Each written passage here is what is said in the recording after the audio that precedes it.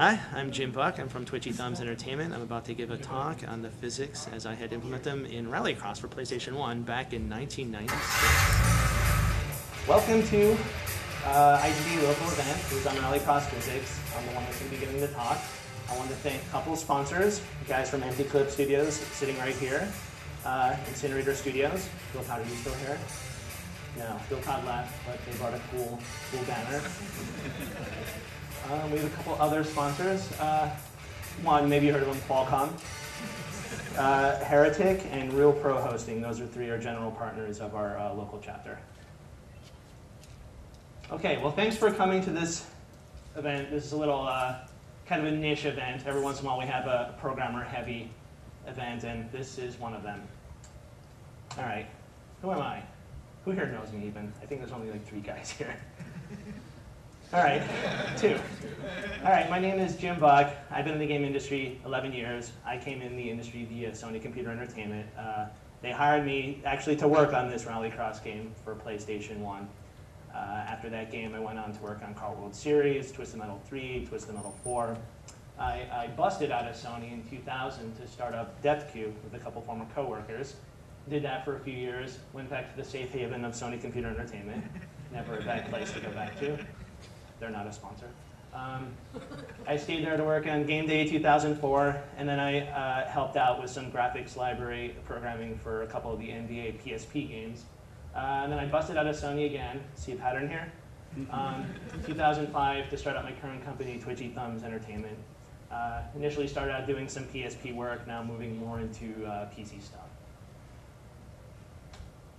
So why this talk? Why are we talking about some game from 11 years ago? What relevance could it possibly have now? We've had 2 generations of systems come out. Well, it's never a bad thing to find out how certain things were done in the past. One of my favorite things when I read Game Developer Magazine is the postmortem. I always want to know, what did they do to achieve what they did? Because it's always a finished product. You want to know the path that they took. When you're starting a project from the very beginning, and you have some kind of technology, say, that you have to implement, you have maybe 10 different ideas how to do it. You have no idea which one will work or which one will work the best even. Most of the time, you end up going down a dead end once, twice, or 800 times. Those games don't ship. So it's never a bad idea to see how did somebody accomplish something. That's sort of like the big picture. What algorithms did they use or what techniques did they use?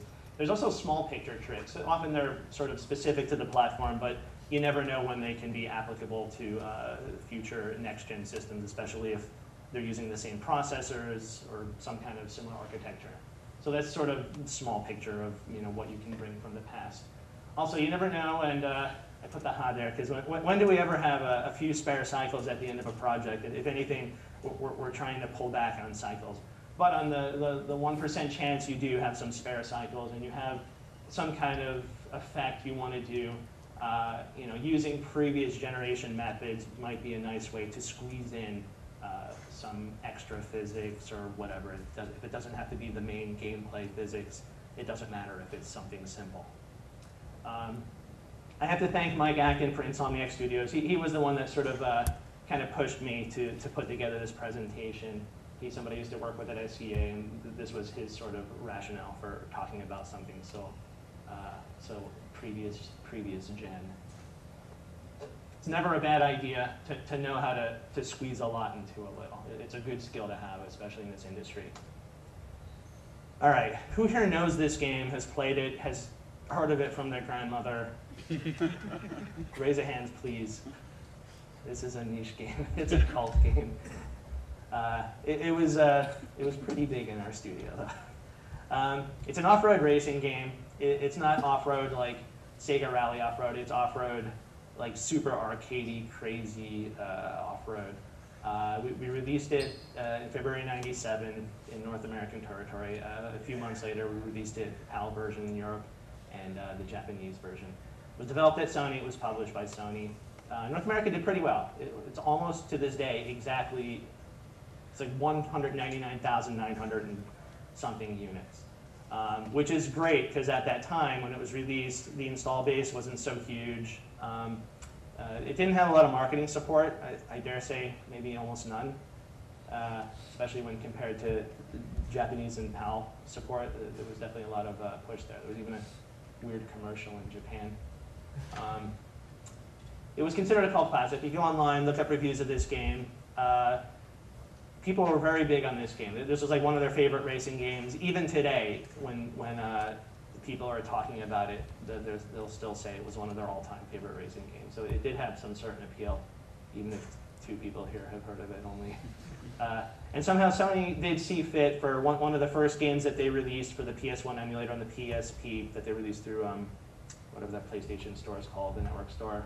This was one of the first games they did release for it, along with some of the other well-known games like Crash Bandicoot, Siphon Filter.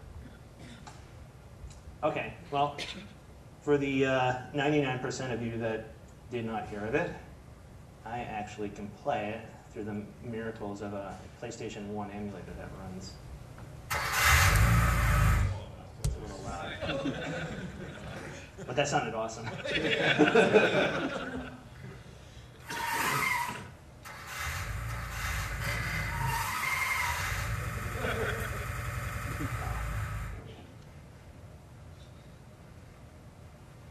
Mark Lyons was the lead programmer, by the way.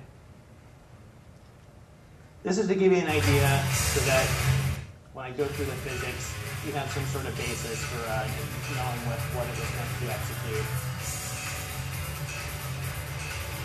Very bouncy physics. We have crazy terrain. We have the type of environments that if you were to take a real car on it, hopefully it's a rental because it won't be lasting long.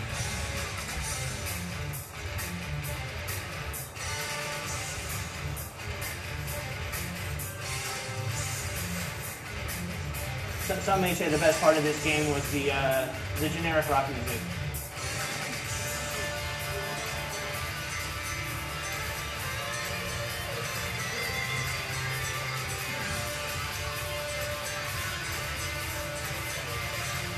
Jumps around like a jackrabbit. Kind of flip over to see if you can do that.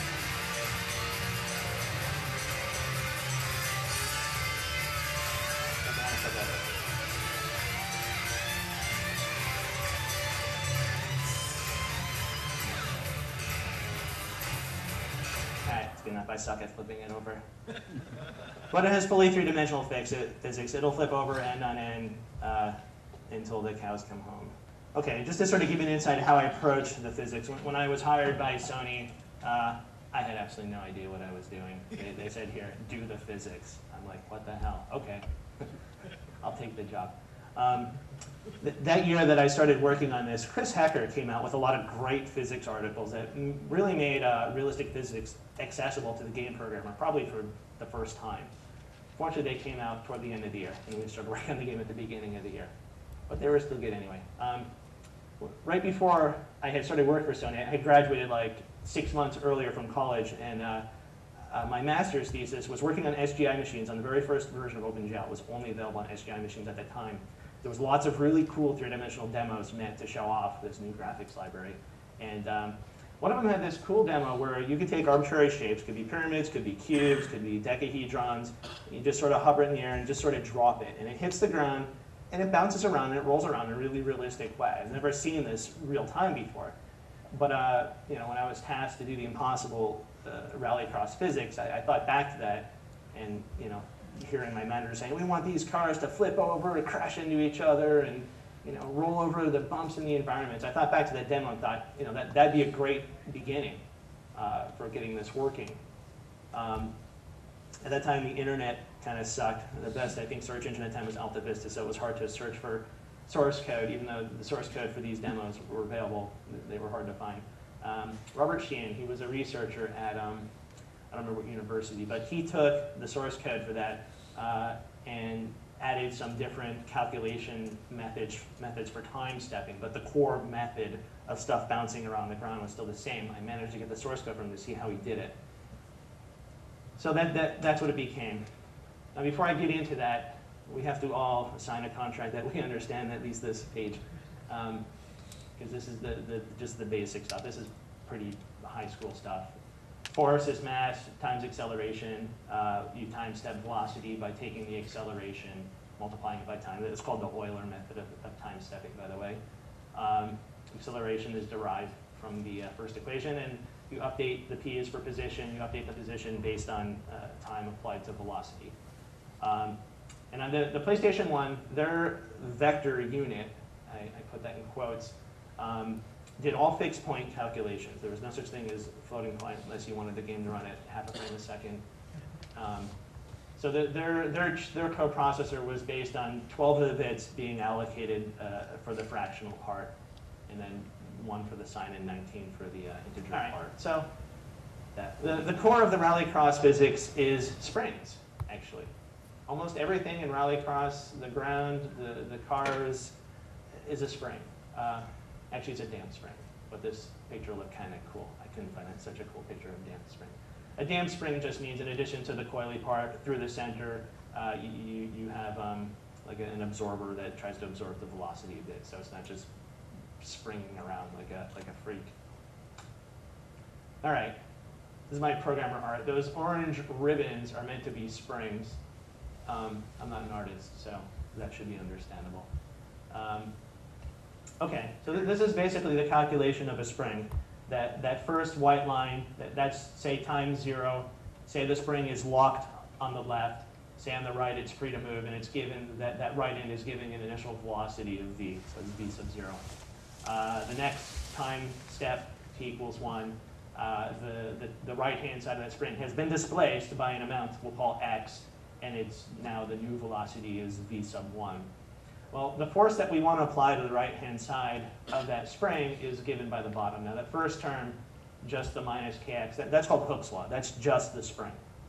And that basically says the further away from the ideal length of the spring that the spring has become, the stronger the force to bring it back to that rest length. And then the second term, the minus CV, that's meant to stabilize the velocity. That makes it the damped spring, not the damned spring. Okay, the rallycross physics, they're broken down into a few components. You have the box, makes it behave like a box. The car is essentially a box. You have the portion where the box interacts with the ground. You have the portion where the box interacts with the side boundaries. We don't want the car driving off to Never Never Land. You have the portion where the box interacts with another box, another vehicle, when they crash. And then you have the part where we actually make the box behave a little bit more like a vehicle. It has brakes, it has gas, it tries to turn. In my case, try to flip over. Okay. The box is not actually a solid mass box. It's represented by 8 points. Each point is just treated as an individual point where every point is connected to every other of the 7 points by springs. If you choose the right set of constants for the spring, like at that bottom equation, the k and the c, if you choose the right set of constants, and you just sort of let this thing sit still, it'll stay as like a box, like a lattice. So as each point is having physics applied to it, we just throw all sorts of forces at it. We throw forces that keep it as a box. We throw gravity at it. And these are all things I'll get into later. But we accumulate forces for each of the 8 points, and at the bottom we just time step all the points, and from that we generate a matrix to draw the car. And just so that you know, every point connected to every other point with 8 points is 28 springs, and it looks like this nightmare. The yellow basically corresponds to the edges of the cube. The red is crossbars on each of the 6 sides, and the greens connect every far corner to the opposite corner. All right. So this is how we approach keeping the 8 points as a relative box. We go through each point, we go through each spring, sorry. We determine what is the length of the spring currently, and how does that compare to what its ideal length is, its stable length. So the x is that difference. We also want to know what portion of the velocity, or the difference in velocity of the 2 points. We only care about the difference in the velocities between the 2 points. Well, what portion of that velocity is parallel to the spring? Because that becomes important with the dampening constant. So then the force, the third line there in the formula is that first term, minus kx minus cv, that is the spring formula. And then we just multiply it by a unit vector that goes in between the 2 points because we want the direction to apply the force. So that's the picture at the bottom. Those are the 2 points. There's a spring between them. They're going off in completely different directions. We apply force to one of them, and then we apply negative force to the other. In the case of this programmer art, the left side of the spring is fixed. In this case, the spring is just kind of in midair. There's nothing keeping it fixed. So whatever happens to one side happens the opposite to the other side. So that's why we add the force to one and then subtract the force to the other. All right, this is a little bit of the beginning of making it behave more like a car. The springs that correspond to the up and down 4 corners, those are like where essentially the shocks of the vehicle would be. They're treated a little special. We separate them out into a portion that is parallel to the shock and perpendicular to the shock. The parallel portion, we're making it a little softer. The spring constant is a little smaller. The damping constant is also a little smaller. The perpendicular part is treated the same as all the other springs. They're treated pretty solid. We want this thing to behave as much as a cohesive box as possible. Okay, so before we get to this slide, right now we have a box. We have 8 points. They're connected together by springs. It's behaving like a box. If you just sort of put it out on the screen, it's just going to sit there. Nothing's going to happen to it. If I can somehow reach in and boink one of the corners, it'll actually spin around because the one corner will move. Because of the springs, it'll drag some other corners with it. It'll push away some of the other corners, and it will actually rotate like a cube. It's not very interesting. It's a cool demo, but we want it to fall to the ground eventually and hit the ground. So that's where interaction with the ground comes in. In our case, with Rallycross, the ground was a height-mapped grid, essentially. For every 2-dimensional top-down point, there's a height associated with it. And we have to apply gravity to these points in order for them to start heading toward the ground. So the gravity force is just mg. That's pretty typical. G is the gravitational constant. Okay, so for each of these points, this is this diagram at the bottom. This squiggly line is meant to be a crazy hill that I would suggest not trying to drive up. But if you were to play this game and so inclined to drive up it, P is the point mass we're talking about. X is how far under the height-mapped height it is. You can see that by the white line. That's the height that is returned by that part of the code. Now, we don't actually care to push the point up. We care to push the point out of the ground. In this case, out is going like diagonally up to the left, and that's n. That's the normal to that ground. So we don't care about all of x. We only care about the portion of x that goes in that direction. So that's what that x sub n is, and that's what that formula is. We take that height difference x, and we multiply it by the normal.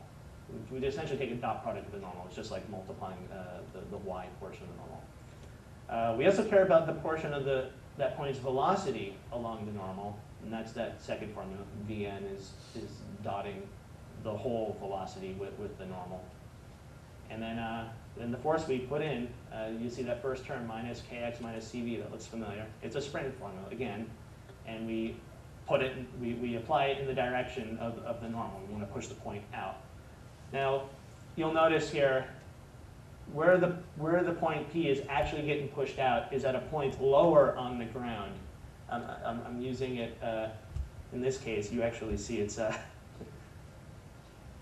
this part of the ground is actually less than this x of n. We just hoped that even though we're using this point to push the guy out this way, that this guy's normal and this guy's distance are about the same anyways. That's a game trick. It doesn't have to be exact. Okay. So right now we have the ability to drop this box onto the ground, gravity bring it to the ground. These 4 formulas will keep it out of the ground. It'll keep it in the ground a certain distance. There's a certain amount where it's far enough under the ground that a force is pushing it that counteracts its weight, essentially. So when it's at its rest, it's actually under the ground a little bit. Still not very interesting, because this thing will just roll around and it'll slide around like a crazy hockey puck. We want friction to slow it down. We want this box to come to a rest eventually. It'd be kind of cool. So before I get into that, I just want to do a quick friction tutorial. There's 2 types of friction. There's static and kinetic. The diagram to the left of the dotted line, that is static. When the box is just sitting there resting on the ground, it's pushing down on the surface with a force that is its weight, mg. Somehow the box isn't falling down through the ground. That's because there's an equal and opposite force pushing back up. It actually is equal to the same amount as mg. We call that the normal force. And the v equals 0 just means that the box is sitting still. Now, if we were to push on the left side of the box toward the right, if we just push it lightly, the box isn't going to move. Why is that? Well, there's friction counteracting that. How much friction? Well, the way static friction works is there's F sub s is just a constant, depending on how sticky it is. Is it stuck with a gum or tape, or is it ice? And then depending on what the normal force is, the harder something is pushing into the ground, the more friction is holding it there. So the maximum friction that will push back on you when you're trying to push the box to move, that's that first equation at the top. F max is this Fs times n. So once the force I'm pushing on it is equal to that amount, the box will start to move. And that's the situation on the right. That's what kinetic friction is. Once it's actually moving, the friction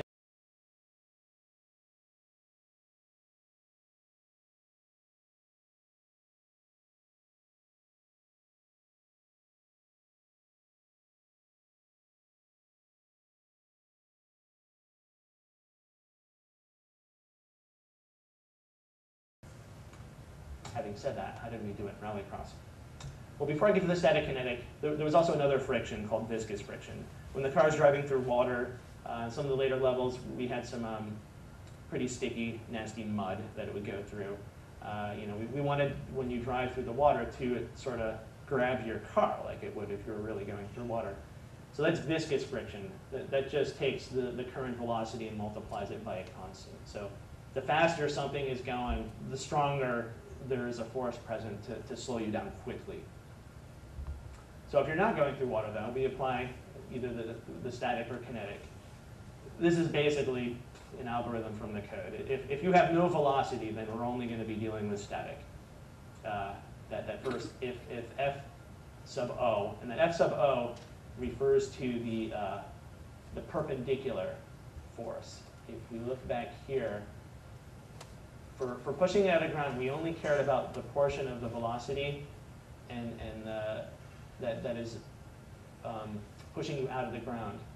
This part that I'm talking about with the friction happens perpendicular, that happens on the surface, parallel to the surface. So that's what that F sub O means. O means orthogonal.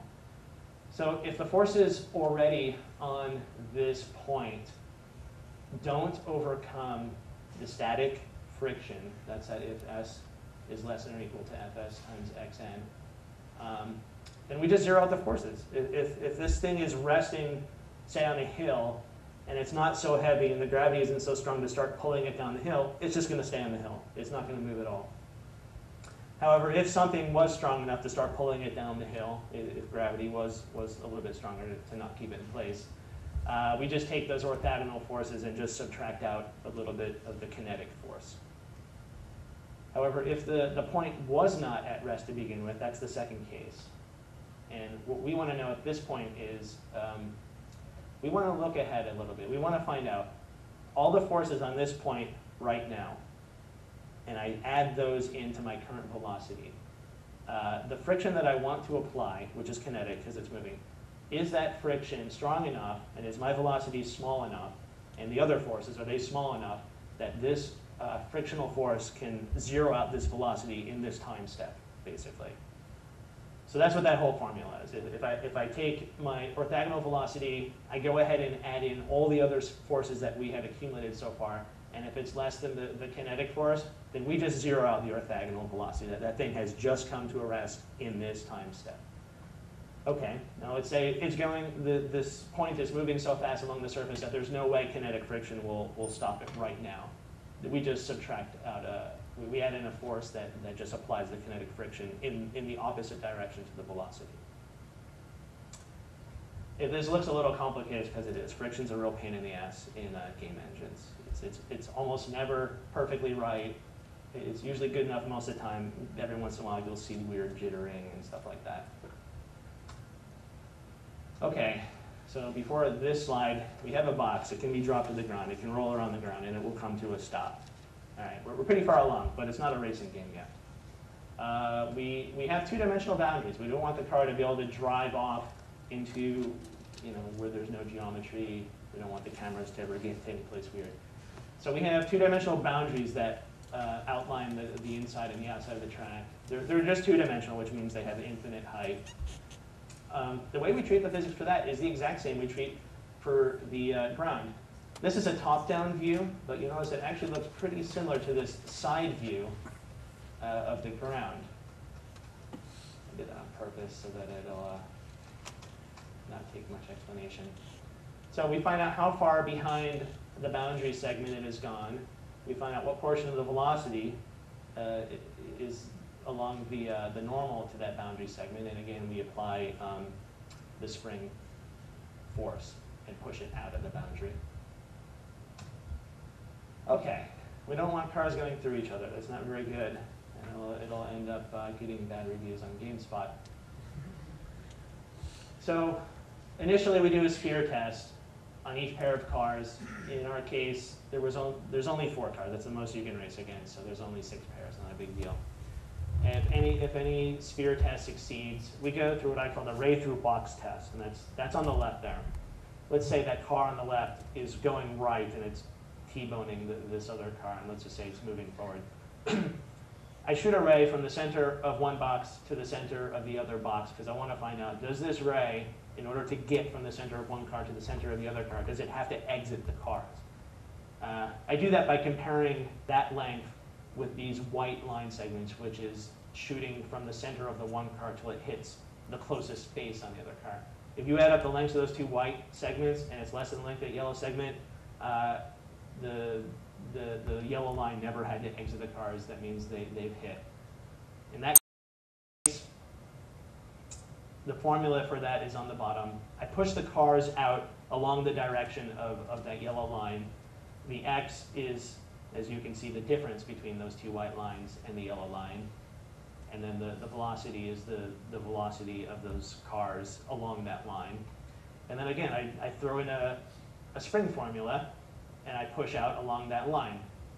The only weird thing I do, and that's what this diagram above the formula is, let's say that is the face of the car on the left that has hit the car on the right, and that red dot is where that yellow line intersects that car's face. If that red dot was on that white dot, which is exactly in the center of the face, I would apply this force equally on all 4 of the points of that face. That's one extreme. The other extreme is if that red dot instead is completely coincident with one of the points on the corners. In that case, I fully apply that force on that corner point, and I apply 0 of that force to the other points. The reason why I do this is I want it so that, in this case, you see this car on the left, he's not hitting him directly in the center. He's hitting him more toward the front of the car. I want that car on the right to sort of spin out. I want it to rotate a little bit clockwise.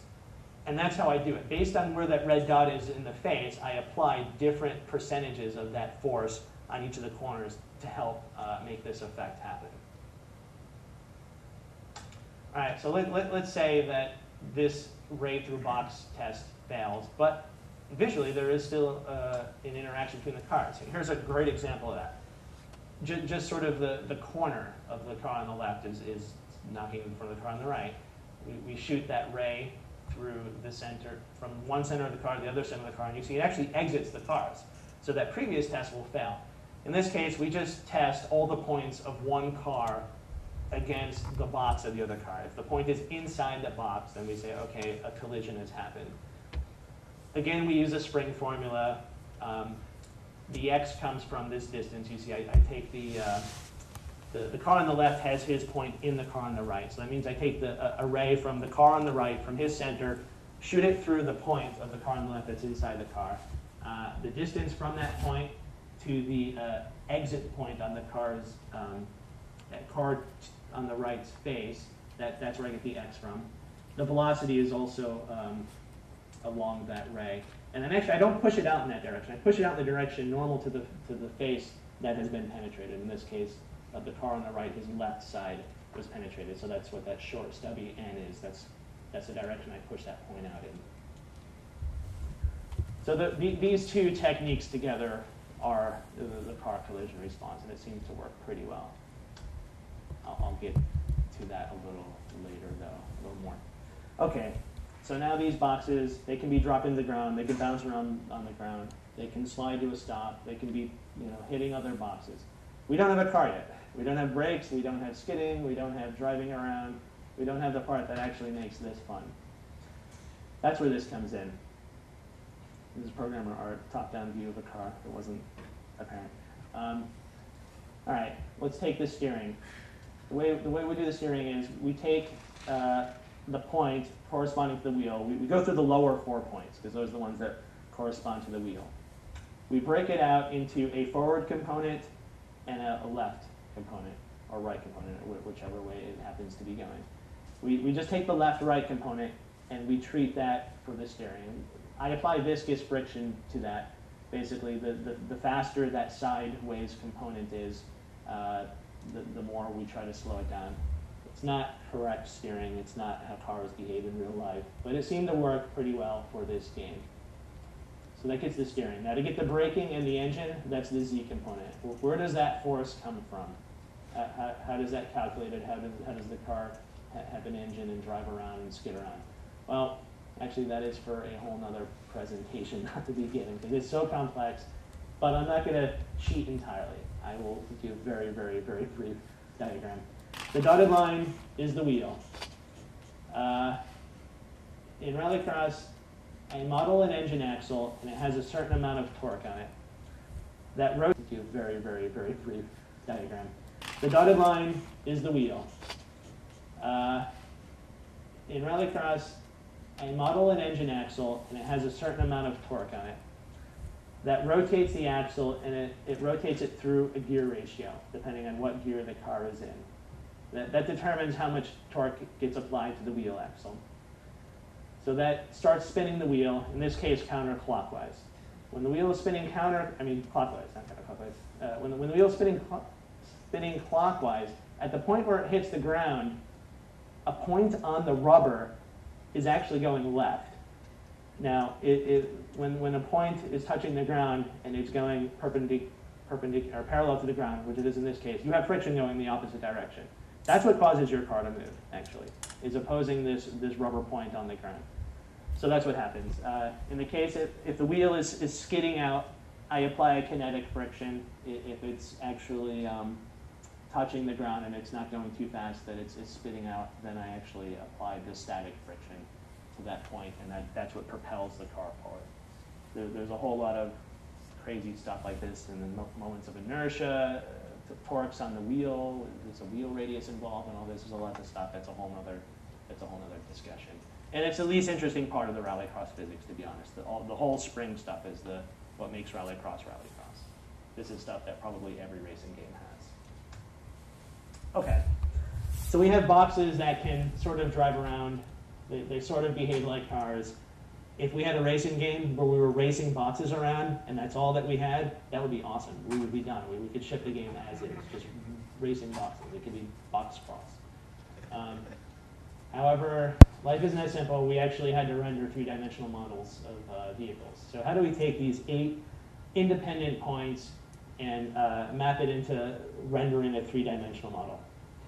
Well, once we've applied all the forces that I've talked about so far, we time-step the velocity using Euler's method. We time-step the position, so they're now frozen in their new positions. Now we sort of use some magic to turn it into something we display.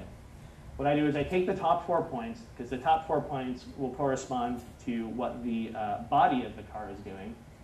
I average the 4 points to get a center point of the top, and then I find the forward vector by shooting that to the average of the front 2 points. I find the x vector by shooting the center point to the average of the left 2 points, and you get the cross product, you get the y. So there you have your matrix. That tells you the orientation. These cars were modeled such that they were sitting on the XZ plane. So I want the 0, 0, 0 position equivalent. So I take the top face, center point, and I subtract out the height of this physically modeled box, and that's where the 0, 0 is for the model. Now the wheels, actually, if you watch rallycross, you see the wheels. They go up and down like independent shocks. And what I do is I know from initialization what the stable lengths of those shock springs are. And at this moment, I now know what the new length is. And based on that difference, that's the height I place the wheel at relative to the car. So yeah, we have a car that can drive around. Now, I have a demo. It's not rallycross, but it's something that I did as Twitchy Thumbs under contract with a publisher that utilized the exact same techniques as rallycross. It was for the PSP. I do a Win32 version, but it runs at the PSP resolution, so I apologize that it's not full screen. But the cool part is I can show you this box.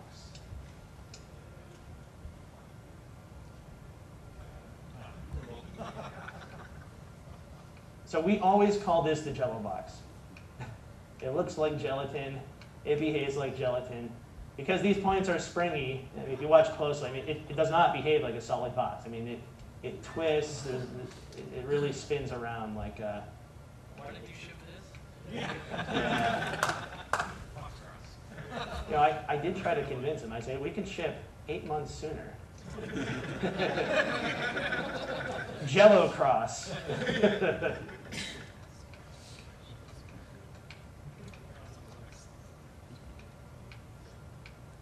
This also looks a little better than rallycross because it obviously has much more advanced graphics using PSP hardware. All right, and then to give you an idea of how that box actually maps to the car, here's both at the same time. This is generating that matrix based on what that top face is doing. And then these wheels. Actually, in this game, the wheels aren't just going up and down. There is a suspension arm that is actually rotating. But it's, again, based on those shock springs and what difference in distance they are from their stable distance.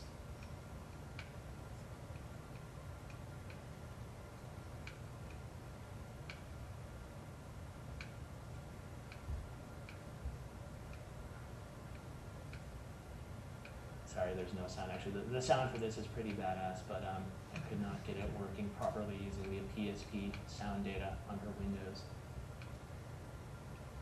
Okay. Just want to show one more rolling over. I can roll over much easier in this game than the original Rallycross. I don't know why. Okay.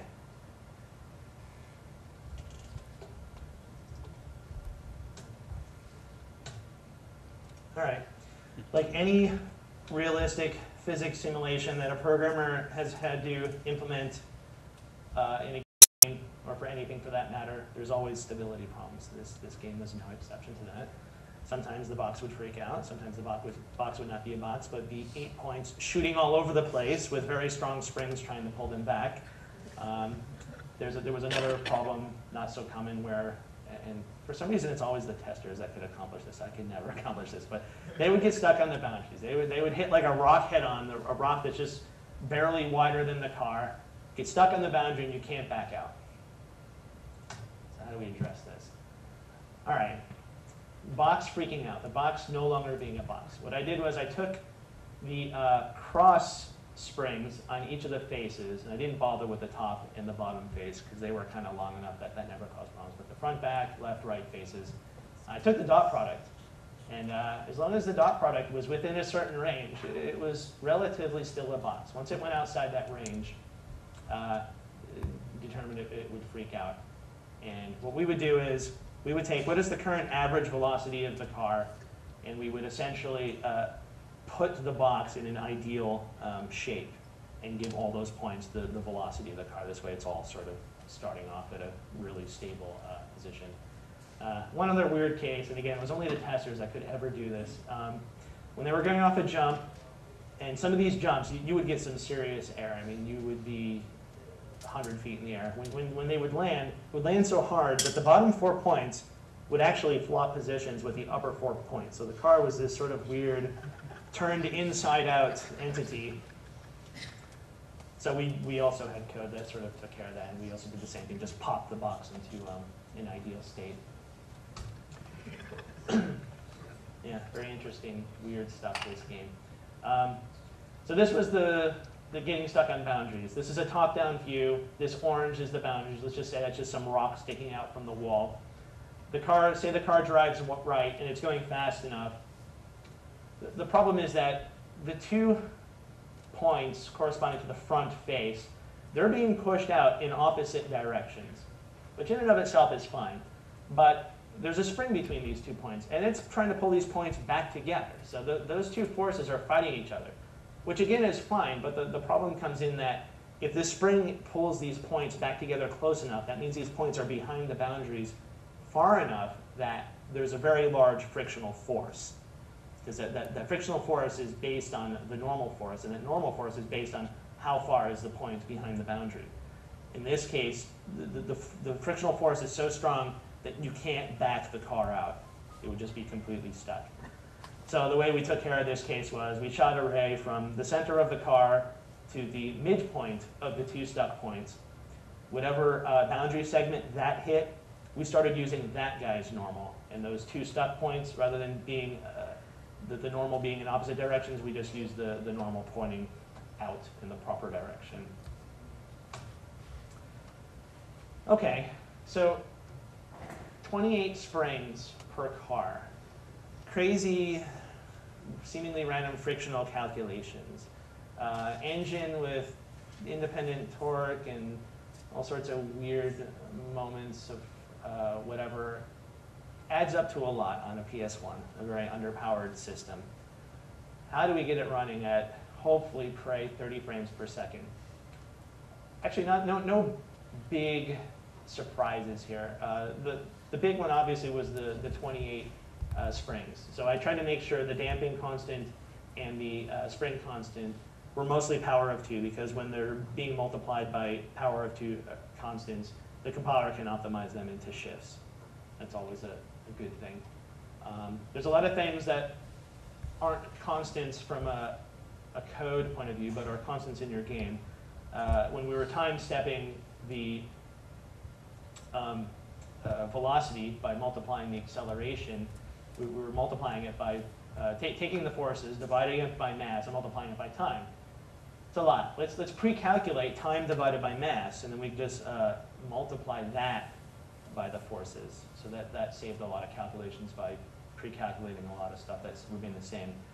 Aliasing is a problem with pointers when you have a pointer and a function, and that function makes another function call, and it comes back to the calling function. The calling function cannot make any assumptions about what has changed or what has not changed in your data. So if you cache a lot of these local pointers, then it alleviates that for you. It doesn't have to reload all sorts of stuff from memory every iteration of a loop if inside that loop you're making function calls. So that saved a lot. I said earlier that the fixed point stuff was going to become important later. This is it.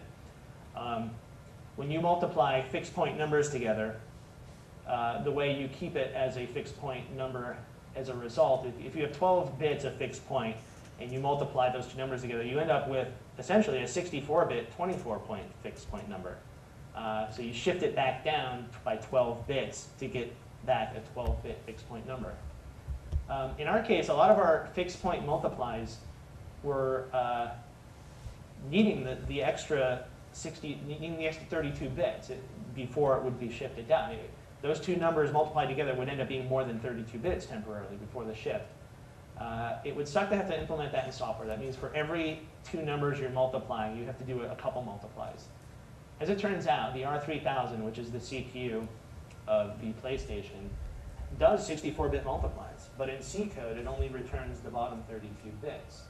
However, if you write assembly code, you can access the upper 64 bits. So we had assembly language that when the 2 numbers were multiplied together, it would take the 64 bits, shift them both down by the 12 bits, and resynthesize the final 32-bit number.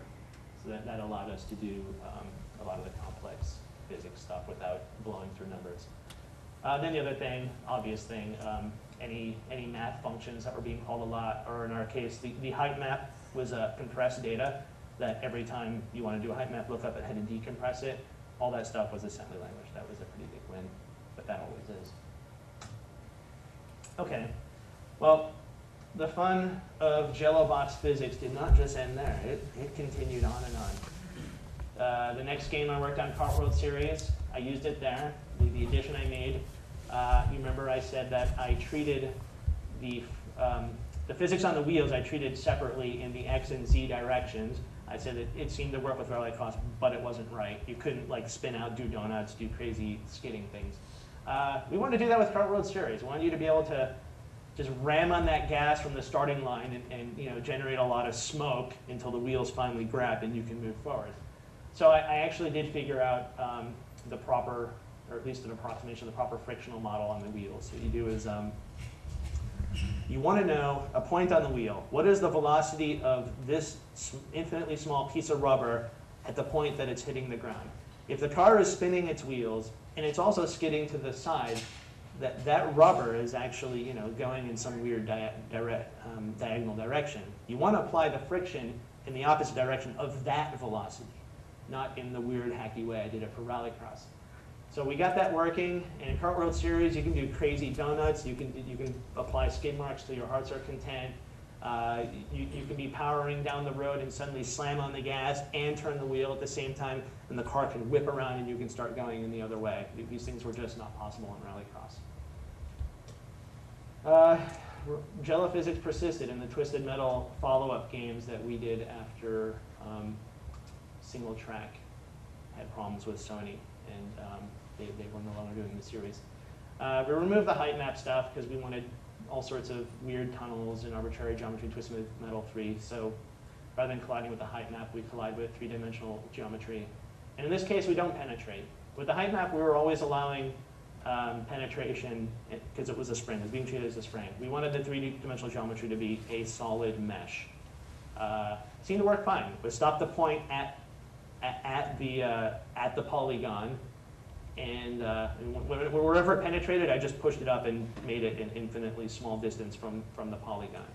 Seemed to work fine. The car would still roll over and lean as you turned and stuff like that. Would have been cool if I had thought of that at Rallycross. It would have been a lot less display problems. Twisted Metal 4. One thing that never sat well with me since Rallycross, even though it lasted through Kart and Twisted Metal 3, was the car-to-car stuff. It was a little hacky. It worked well, but I wasn't entirely satisfied with it. So I used constructive solid geometry techniques where I would take an arbitrarily aligned box, another arbitrarily aligned box. I find out what is their Boolean intersection. I want to know what is that shape that corresponds to the Boolean intersection. If there is none, then obviously they didn't crash. But whatever that shape is, I take the volume of it, and based on that volume, that's how hard I push away. I push away just along the center, the vector connecting the center points of the car. So the further they've penetrated, the larger that volume is, the harder I push away. Then the only other cool thing with Twisted Metal 4 is they have better graphics compared to Twisted Metal 3. All right, that's it. Are there any questions? Or should I just run the physics demo again? Yes, go ahead. Was there any multiplayer on the Rallycross, or just single player? It was, we did up to 4-player split screen if you had the multi-tab. Not only that, after we shipped Rallycross, because we wanted to get it working for Kart World Series, I implemented a link cable in Rallycross just to get it working. This version did not ship, but that was also pretty cool. So you had 2 TVs, 2 PlayStations, a link cable, 4-player split screen, 4-player split screen. So did you have to take any additional shortcuts for this and No.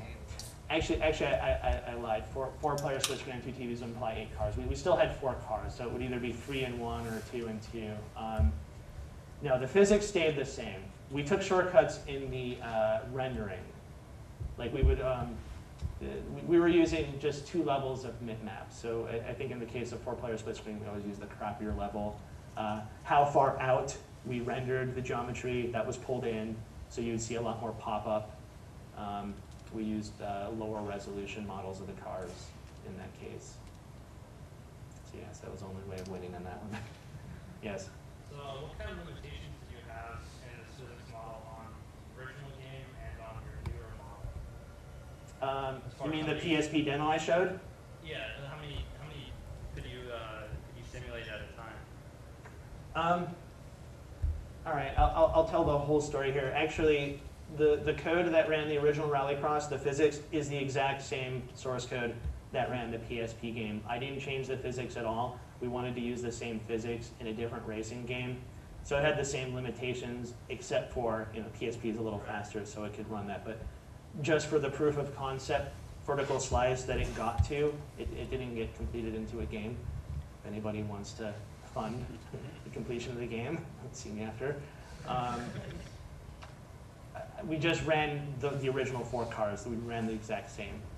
You But never experimented with like 20 or 30? no, because I was, as test data, I was using some of the data from the original Rallycross, that had the start points burned into the binary data. So I didn't have data for other start points to put the cars at. I mean, I suppose I could have just used the same start points, but put the car up in midair above the other car and just let them fall and race at that point. So I never looked into it, but just God, PSP, Francois, what would you say? Or even the PS1, I was just curious how well your physics model held up, even on the PS1. It ran very well. I mean, you saw the Rallycross at the beginning. It ran pretty well. I would say it ran at 30 frames per second most of the time, and whenever it dropped, it was more due to some areas of the tracks having too much geometry and us rendering too much geometry. Because PlayStation 1, you actually had to transform your geometry and light the geometry yourself. You couldn't, you didn't have the graphics chip doing all that for you.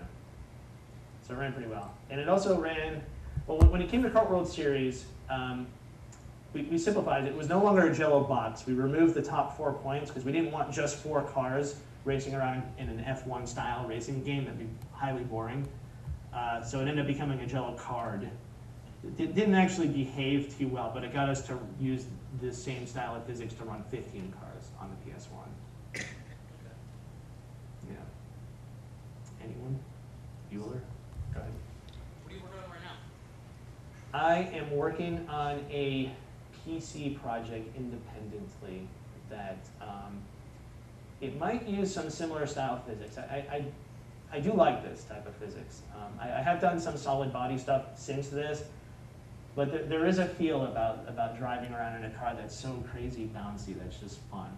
So I am working on a vehicle-based game that's using some similar type of methods. Yes? Would you recommend for someone who's not as math inclined, would you recommend any physics engine that would supply similar behavior? Do you know of any, such as ODE or any kind of open source? What do you recommend? I did look into ODE at one point. I also worked with Newton physics. Right. I don't think any of those natively will take just some list of points and do you have to tell it, this point, there's a spring between it. At that point, the engine will handle it for you. You don't need to worry about what are the spring calculations. You have to give it constants, of course. But yeah, I would say any of those engines, at a minimum, should be able to support a point mass and you telling that it's connected by a spring to something else. Yeah. But from what I had explored into ODE looks pretty good. The big point about that is because you have this source, if there's any problem, you can jump in and get in there. Newton seemed pretty solid, but it is closed source. But it is more game ready.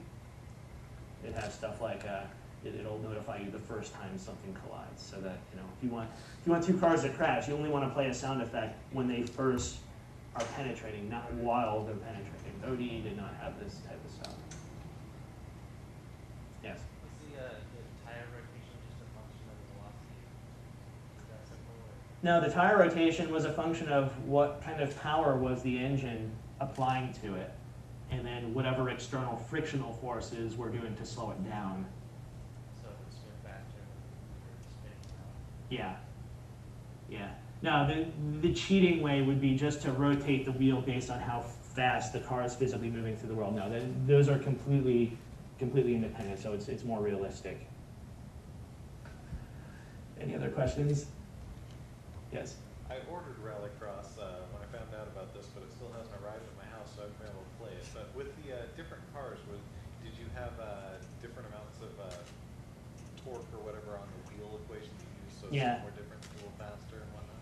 Yeah, I mean, this was before, you know, we had cool external tools to edit data files, but in the physics code is a table, a struct, basically, for each car that says, you know, what is this guy's maximum engine power, what gear ratios does he have, different cars have different gear ratios. It might have been done by class. You know, I think we had 4 or 5 different classes of cars, and I think those variables were shared within a class. Were there ever times where 2 different classes of vehicles could be racing against each other? Oh yeah, oh yeah, and any car can be racing along with any other car. Yeah, once you open them up, you have to, it's one of those games where you have to open up everything, which I think is a pain in the ass, but I paid for the game, damn it. We race the cool trucks now. Was there quite a bit of work in balancing those to where it was still fun to play the different classes against each other, or was it just one? I don't know personally, because I put the system in place to have that, and when I was running the Windows/PSP game, you saw I went to a screen to adjust numbers. That same screen was in the original Rallycross, so I hooked that table to that adjustment screen, and we gave it to a tester. Because finding out those right combinations of numbers that work well and racing against other cars, it's the hardest part of game development, I think, because that's where the fun comes in, and you know, making sure it's fair to play the game. But yeah, I hope it comes soon for you, because it's a cool game. If I do say so. We were going to hook it up at work on the projector, but Yeah. maybe next week. Oh, that's cool. Yes. Could you briefly describe how the camera was tied to the car? Oh god, it's been so long since I've looked at that code. I don't know if I can accurately describe it. I think it was Was that rigid? the distance was locked. Yeah, we had 3 different I think views. There was the medium, close, and far. It was pretty rigid, but anytime it like backed into well, it was rigid distance-wise. As the car is turning, the camera was a little mushy. There might have even been spring calculations in that too. So as the car was turning, you'd actually get to see the side of the car a little bit. The car is leading in the turn, and then eventually the camera sort of swings in behind it a little bit. So I think otherwise you might puke if the camera was really locked to the back of the thing. The other cool thing that we did was if a car backed into a boundary, we would tilt the camera. So, instead of a cube, it ended up being a pyramid, just the 4 points and then one point for the top. We didn't, in the Twisted Metal games, one of the things that people didn't like in Twisted Metal 3, it was fun in Rallycross, actually. When you roll the car over, I failed to say this, you use the shoulder buttons to sort of rock the car back over. Maybe that's fun in a racing game, maybe it's not. It seemed to work well in Rallycross, but it's certainly not fun when you're firing rockets at other cars. So we got hammered on that in Twisted Metal 3. So in Twisted Metal 4, in addition to not caring if the car tumbled or not, because the second the car started tumbling and ended up on its roof, we just immediately flipped you back up. So we didn't care if we had the 8 points, so we used just the pyramid, and that shape seemed to work for Twisted Metal.